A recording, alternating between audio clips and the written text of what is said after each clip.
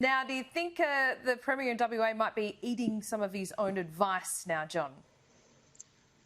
Good morning, Laura. Look, possibly.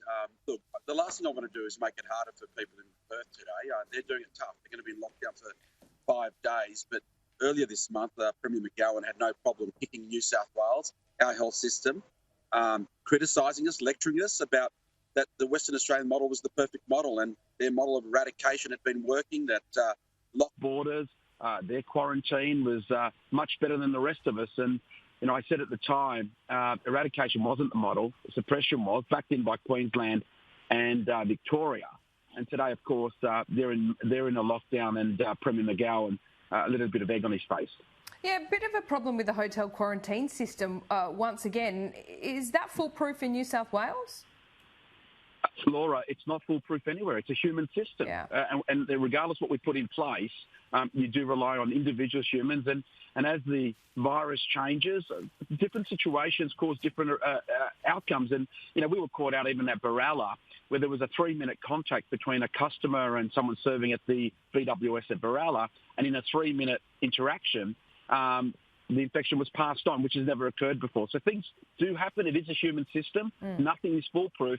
But, you know, I'm not here to lecture WA, but he was kind enough to lecture me earlier this month.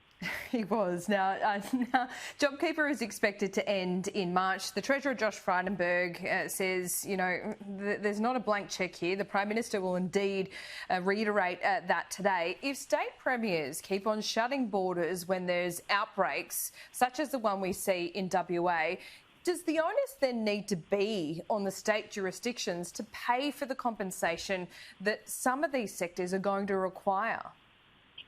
I agree. Look, you know, the federal government, the Prime Minister, Josh Frydenberg as Treasurer, what they did in relation to supporting businesses and supporting communities and states over the past 12 months is something that will be recorded in history. It's significant, but that debt has to be paid back, and there's only an amount of money you can put out into the states.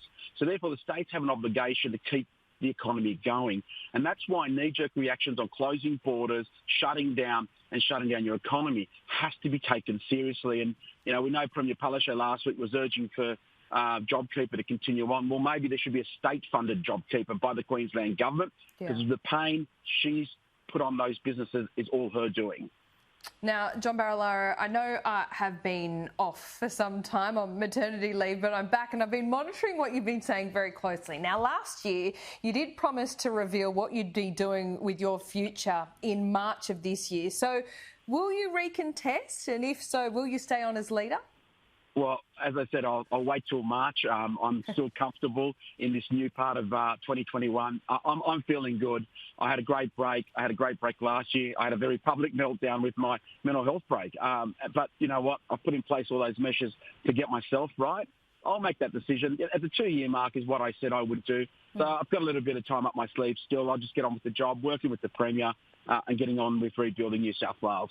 OK, we will revisit that in about a month's time. Now, just finally, do you expect any kind of reshuffle within the Nats soon, or indeed within the government? And will the Nationals be pushing for extra or more senior ministries? Well, you know, a reshuffle at the mid-year point is always on the books. That's something that we'll discuss at some point. But I can honestly tell you there's been no discussions between myself and the Premier. Look, the Nats in New South Wales, we hold some serious portfolios from roads to water. They're major portfolios. The regional development space, which I oversee, significant to the bush, mining, forestry, agriculture. Look, we've carved out some of the best, including we actually hold the education portfolio, and that is significant in itself. So we'll see what a reshuffle looks like. The Feds, I think Barnaby's commentary last week was right. We've got to keep fighting. That just can't be taken for granted. The National Party is the party that puts the Liberals into government in coalition, and we are a great coalition. But we should never be taken for granted. We need to make sure we are still the National Party. We're not the LNP. We are a standalone party with our own values and what we stand for, and that should never be taken away from us.